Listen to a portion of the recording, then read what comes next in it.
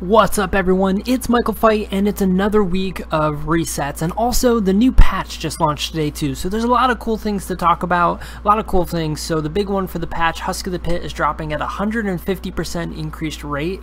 Awesome. And Tess Everest is gone. She's just missing. But let's dive into the Nightfall. So the Nightfall this time is Archon Priest with Arc Burn and Solar Burn, so that's cool.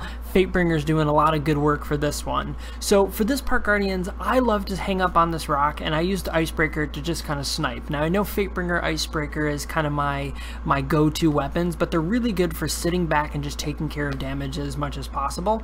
So I really like doing that. This is a nice kind of strategy. You're away from harm, because those line rail shots from hobgoblins and regular goblins are going to take you down fast. Don't forget these hobgoblins in wave 2. They're going to sneak up behind you, so always kind of toss a grenade in this little section and peg away at them as fast as possible before you take care of any of the guys down at the bottom as well. So don't forget that one. That's super important because those guys just sneak right up and shove a line rail right up your butt, and that won't feel great. It will feel slightly less than great. So that's for this first wave. Now the next section, basically what you're going to do is you're going to zip through this as fast as possible. So if you actually hop on your speeder and zip past everyone as quick as you can, here I am just basically hauling ass. Because the Minotaurs are Void Burn, they're not going to one-shot you. If you get going fast enough and you all go as a group, the Hobgoblins won't go at you either. So definitely do that. We actually had to go back and pick up one of our fallen comrades. You know, Zdrosvice, we as comrades. So we had to pick up one of those guys. Alright, so for the next section for this thing, this gets tough because everybody's running arc weapons, and if they come up near you, they're going to hit you good, the captains especially. So you really want to make sure to be cautious and careful. You can always head back into that cave and kind of pick away at people as they come. Nobody really hangs out in that little pond section there, so that's a really good one to go through. Now, I'm actually going to show you the entire Archon Priest fight, and we're going to talk a little bit about kind of why it was special in this case. Now, I'm running a hunter with Celestial Nighthawk, and since this is Solar Burn, he's going to take a shit ton of damage. So here I am laying a few Gallahorns into him, and you're actually going to see me do a Nighthawk shot on him, and it takes down a lot of his health. As you can see, that took down a really good portion.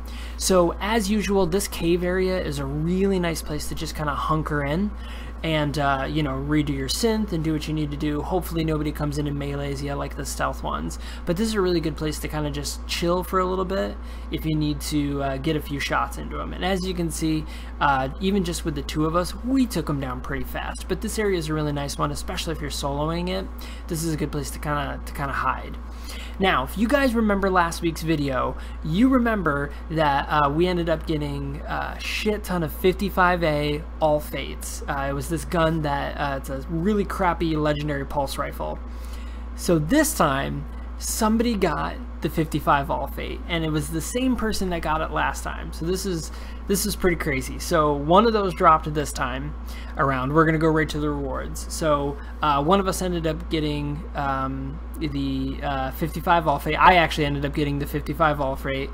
We had a Lucky Raspberry and a Truth drop for our weekly Nightfall, which other two not bad, but the 55 All Fate, man, it is haunting us. We think it's haunting us.